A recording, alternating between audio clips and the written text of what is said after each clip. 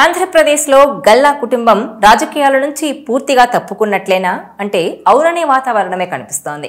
ఆ ఫ్యామిలీ నుంచి రాజకీయాల్లో యాక్టివ్ అయ్యేవారు కూడా కనిపించడం లేదు.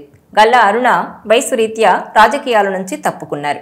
ఇక ఆమె కుమారుడు గల్లా జయదేవ్ కూడా గతంలో గుంటూరు ఎంపీగా 2 సార్లు గెలిచి ఆ తర్వాత 2024 ఎన్నికలకు ముందు తాను రాజకీయాలకు కొంతకాలం విరామం ఇస్తున్నట్టు ప్రకటించారు.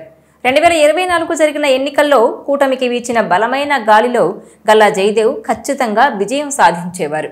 మరోసారి పార్లమెంట్ సభ్యుడిగా ఎన్నికయ్యేవారు. అంతా బాగుంటే కేంద్ర మంత్రిగా కూడా అయ్యేవారు. కానీ తనంతట తానే తప్పుకోవడంతో ఆయన స్థానంలో గుంటూరు ఎంపీగా పోటీ చేసి గెలిచిన పెమ్మసాని చంద్రశేఖర్ కేంద్ర మంత్రి అయ్యారు. అయితే వ్యాపారాలకు ఇబ్బంది ఉండకూడదని 2024 ఎన్నికలకు ముందు గల్లా జయదేవ్ రాజకీయాల నుంచి తప్పుకుంటున్నట్టు ప్రకటించారు. అయితే కొద్ది కాలమేనని తాను మళ్లీ రాజకీయాల్లో యాక్టివ్ అవుతానని వెల్లడించారు. వ్యాపారాలను గాడిన పట్టేందుకు వాటిని విస్తరించేందుకే గల్లా జయదేవ్ ఈ నిర్ణయం తీసుకున్నారు. మరోవైపు రాజకీయాల్లో ఉండి వ్యాపారాలు చూసుకోవడం కష్టమని భావించి ఆయన బిజినెస్కే ప్రాధాన్యత ఇచ్చారు. రాజకీయాల్లోకి ఎప్పుడైనా మళ్లీ ఎంట్రీ ఇవ్వొచ్చని, వ్యాపారాలు ఒక్కసారి దెబ్బతింటే అన్ని రకాలుగా కోలుకోలేకుండా పోతామని ఆయన అంచనా వేసి ఈ నిర్ణయం తీసుకున్నారు. ఆయన నిర్ణయంలో వాస్తవాలు చాలా ఉన్నాయని అనుకోవాలి.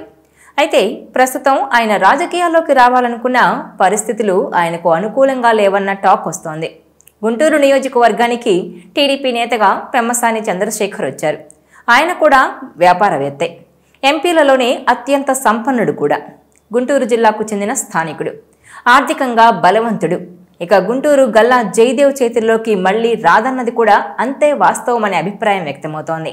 పెమ్మసానిని కాదని గల్లా జయదేవ్కు భవిష్యత్తులో టీడీపీ టికెట్ ఇచ్చే అవకాశం అసలు ఉండకపోవచ్చంటున్నారు. అందుకే ఇక గుంటూరును గల్లా రాజకీయ డైరీ నుంచి కొట్టివేయక తప్పదని ఆయనకు అర్థమైంది. అందుకే రాజకీయాలకు ఆయన దూరంగా ఉన్నారు. ఇప్పుడున్న పరిస్థితుల్లో గల్లా జయదేవ్కు 2029 ఎన్నికల్లో ఏ నియోజకవర్గం ఖాళీ లేదు. కూటమి పార్టీలు మళ్లీ వచ్చే ఎన్నికల్లో పోటీ చేసే అవకాశం ఉండడంతో అన్ని ప్రధానమైన పార్లమెంట్ నియోజకవర్గాల్లోనూ ఆ పార్టీలకు చెందిన నేతలున్నారు. ఇక శాసనసభకు పోటీ చేసే ఆలోచన లేదు. వారి కుటుంబానికి అడ్డాగా ఉన్న చంద్రగిరి నియోజకవర్గంలో కూడా ఇప్పుడు పులవర్తి నాని ఉన్నారు. పైగా శాసనసభకు పోటీ చేసే ఆలోచనలో గల్లా జయదేవ్ లేరు. ఇక ఏదైనా ఛాన్స్ ఉంటే రాజ్యసభకు మాత్రమే ఆయన వెళ్లాల్సి ఉంటుంది. అయితే సామాజిక వర్గ పరంగా చూసినా ఇప్పట్లో ఆ అవకాశం లేదన్నది కూడా అంతే నిజమంటున్నారు. అందుకే గల్లా కుటుంబానికి రాజకీయం దాదాపుగా దూరమైనట్లేనన్నది రాజకీయ విశ్లేషకుల అంచనా. ఇదిలా ఉంటే కాంగ్రెస్ రక్తమే తమ ఒంట్లో ఉందని చెబుతూ దశాబ్దాల పాటు ఆ పార్టీలోనే ఉంటూ అనేక పదవులు అందుకున్న గల్లా కుటుంబం విభజన అనంతరం కాలంలో టీడీపీలో చేరింది. చిత్తూరు జిల్లాలో గల్లా ఫ్యామిలీకి ఎంతో రాజకీయ చరిత్ర ఉంది. అలాంటి కుటుంబంలో గల్లా అరుణకుమారి పలుమార్లు ఎమ్మెల్యేగా, మంత్రిగా పనిచేశారు. ఇక ఆమె తనయుడు గల్లా జయదేవ్ రాజకీయ వారసుడిగా రంగంలోకి దిగి తొలి ప్రయత్నంలోనే గుంటూరు నుంచి ఎంపీగా గెలిచారు. ఇక 2019లో జగన్ వేవ్ను సైతం తట్టుకొని ఆయన జెండా పాతారు. అలా 2 సార్లు ఎంపీగా గెలిచిన గల్లా 2024 ఎన్నికలకు ముందు తనంతట తానే తప్పుకున్నారు. ఎందుకో ఆయనలో రాజకీయ వైరాగ్యం ప్రవేశించింది. నా కొద్దీ రాజకీయం అనేసుకున్నారు. అయితే టీడీపీ ఎన్నడూ లేనంత భారీ మెజారిటీతో గెలిచి కేంద్రంలో నరేంద్ర మోడీ ప్రభుత్వం ఏర్పాటుకు కూడా తన ఎంపీలతో కారణమైంది. ఇంతటి అనుకూల సమయంలో ఎంపీగా గల్లా లేరు అంటే ఆయన చేజేతులా అనుకున్నదే అని అంటున్నారు.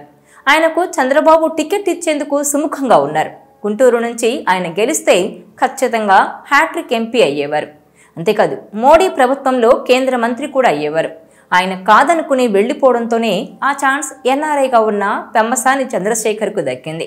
ఆయన ఎంచక్కా గుంటూరు నుంచి పోటీ చేసి ఫస్ట్ టైం ఎంపీగా ఉండగానే మినిస్టర్ కూడా అయిపోయారు.